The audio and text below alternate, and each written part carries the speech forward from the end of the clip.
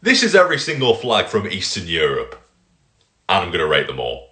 Now, when I say Central Europe, I'm talking about Eurovox classification, which also includes Central Europe, so this is actually Eastern and Central Europe, and we're starting off with Albania. I almost said Armenia, I am sorry, but this is a great flag, 8 out of 10.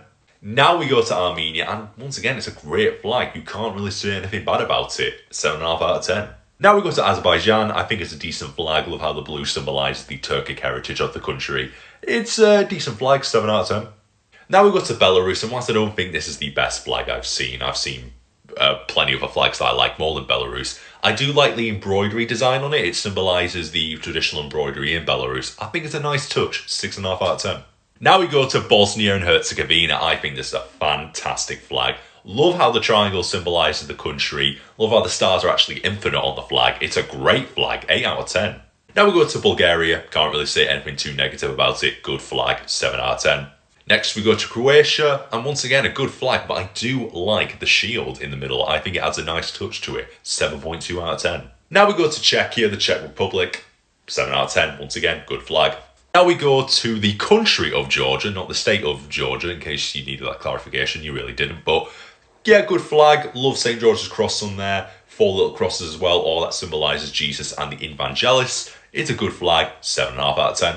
Now we go to Hungary, once again a good flag, can't really say anything too bad about it, 7 out of 10. Now we have Kosovo, and I understand that people don't like the country outline on their flag, that's why some people don't like the Cypriot flag, but I still think this is pretty good. I don't mind having the outline on their flag, 7.5 out of 10. Now we go to Moldova, and it's a good flag once again. I think it's pretty tasty. I do love how the eagle is holding the olive branch, symbolising peace. That is a really interesting way of showing peace symbolism, 7.2 out of 10. Now we go to Montenegro, which I don't really hear a lot of people talk about, never mind its flag, but its flag is beautiful. Love the 2 eagles as well, really adds to it, makes it a pretty juicy flag, 7.5 out of 10.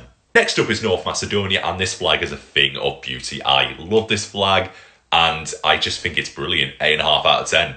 Now we go to the flag of Poland. This flag has been knocking about for a long time, since 1831. It has been around for a long time. It's a simple but effective flag. The red symbolising courage, the white symbolising peace and purity. It's a great flag, 7.5 out of 10.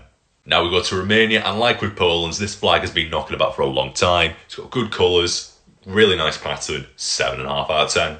Now we go to Russia, and whilst I think this flag is pretty good and it gets a 7 out of 10, there are flags in Russia which I think are a lot better than this. Now we go to the flag of Serbia. I do like this flag. I love how the white symbolises the mother's milk. I think that's really, really cool. It's really unique. Adds character to the flag. It's great. 7.5 out of 10. Now we go to the flag of Slovakia, which is a flag I see a lot on TikTok actually, which is rather interesting. But it is an interesting flag. 7.2 out of 10. Now we go to the flag of Slovenia. It's a good flag. Love how the coat of arms includes Mount Triglav, the highest point in Slovenia, and the Adriatic Sea. It's a cool flag, 7.2 out of 10. And lastly, Ukraine. And like with the majority of these flags, there's nothing too negative about the flag. It's simple, effective. You can't really beat this one, 7.1 out of 10.